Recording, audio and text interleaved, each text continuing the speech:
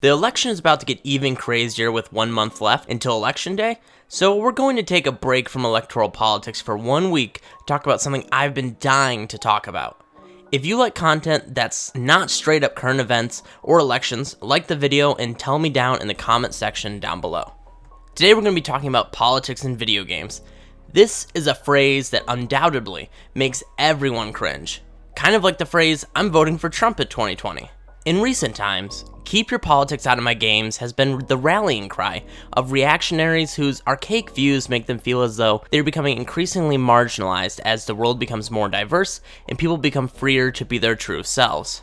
I've noticed this pushback against minorities, women, and protected classes in games under the guise of keep politics out of my video games for the past 7 years, and it has gotten more obnoxious over the years. I think this is incredibly misguided because acknowledging the existence of non-white straight people isn't political. Telling a story from the perspective of a black man or a trans woman isn't pushing a political agenda, it's just others sharing their experiences. That's what stories are, sharing experiences or using your experiences to create a story. If these people actually cared about politics in video games and weren't using it as a cover for racism and sexism, their complaints would be much more narrow and their complaining would have started much earlier. Video games and other forms of visual media have always been political, and I'm going to show you how.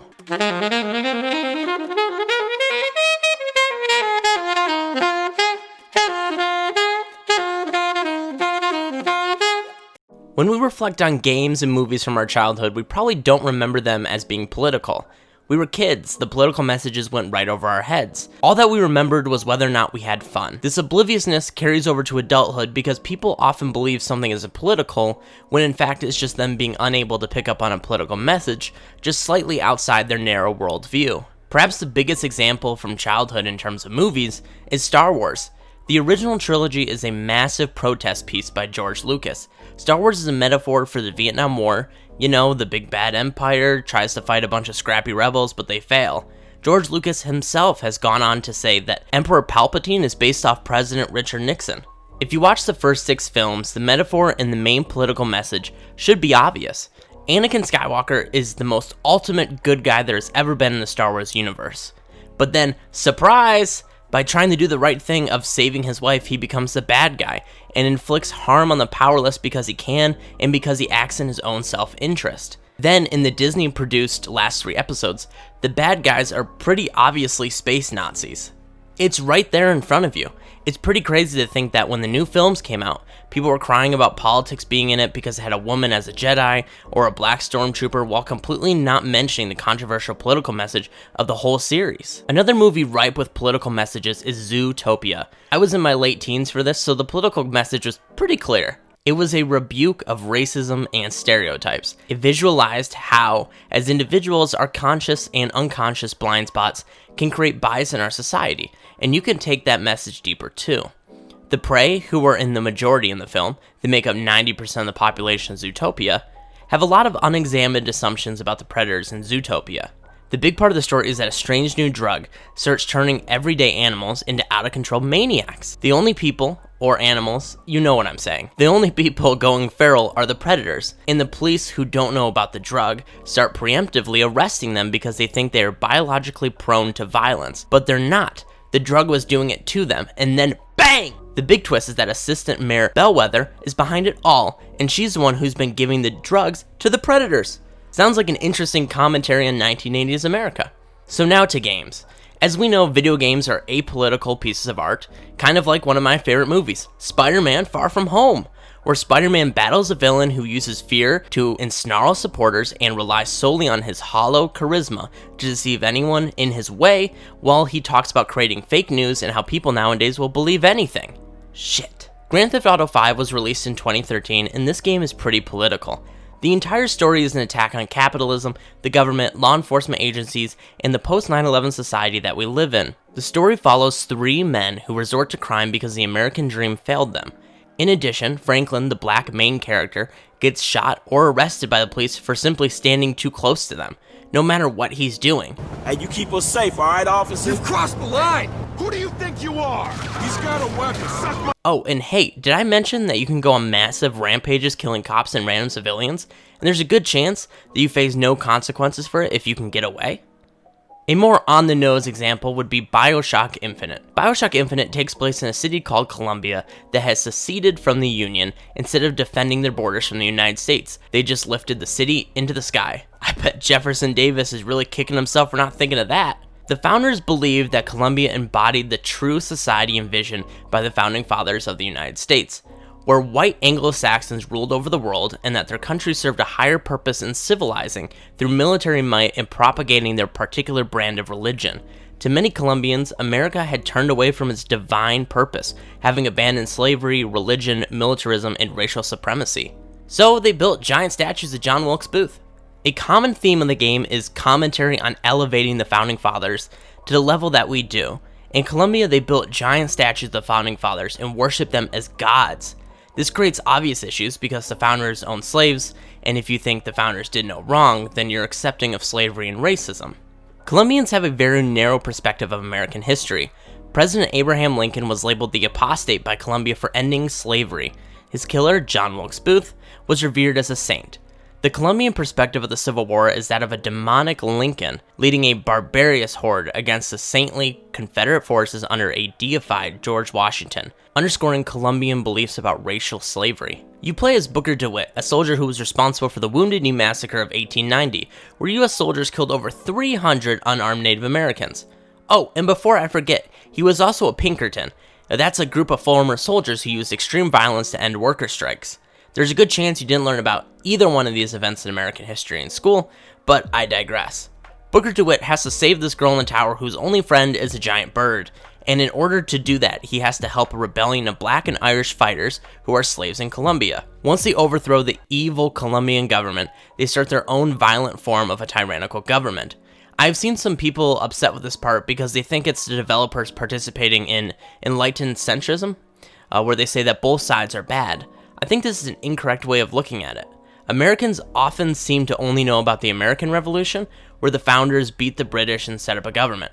That's not really how revolutions work. A few years after the American Revolution, France had several revolutions. They went really far in terms of mass killing anyone who had criticism of the revolution.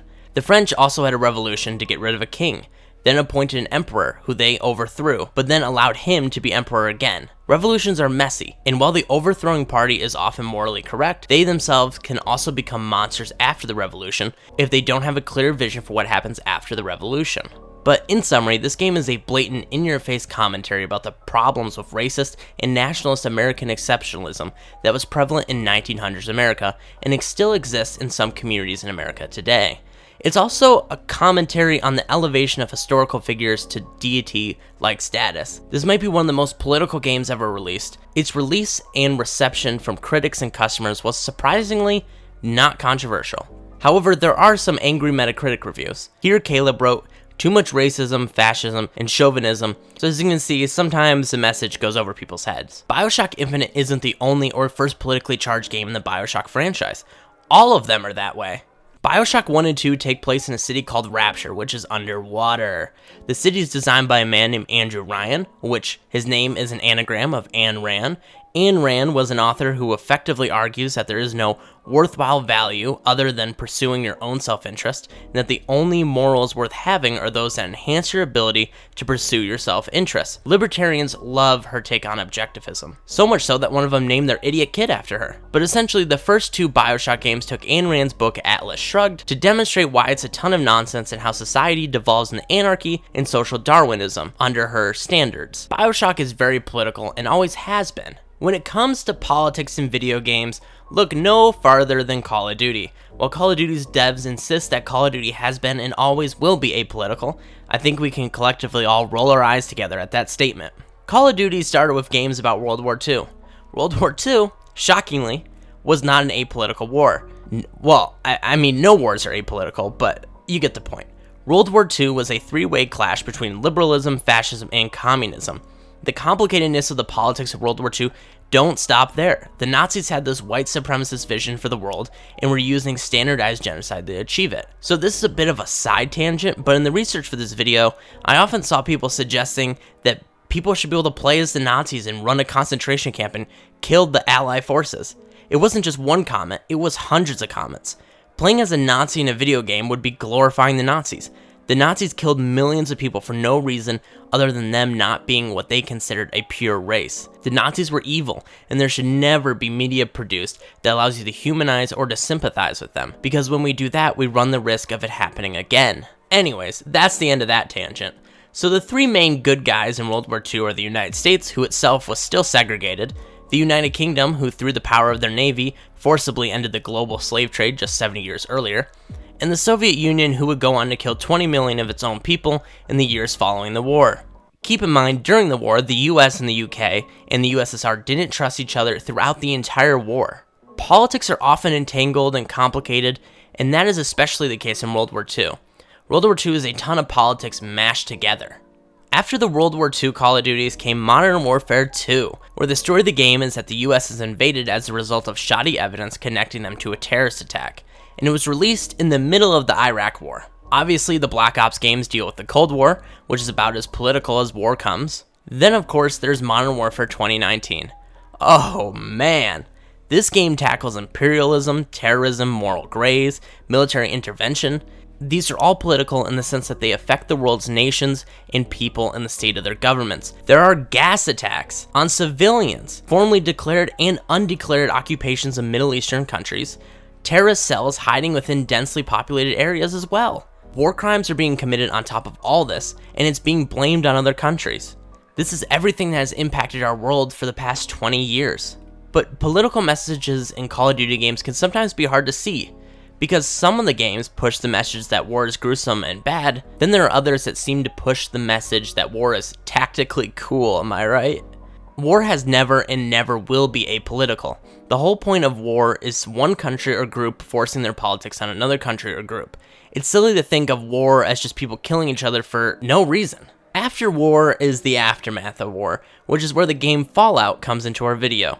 Fallout is about a world after nuclear war. Its political message is obvious. War never changes. It's timeless, destroys lives and society, and it's ultimately a futile effort. No matter how much we think we're fighting for what we believe in, it'll always lead to another war further down the line.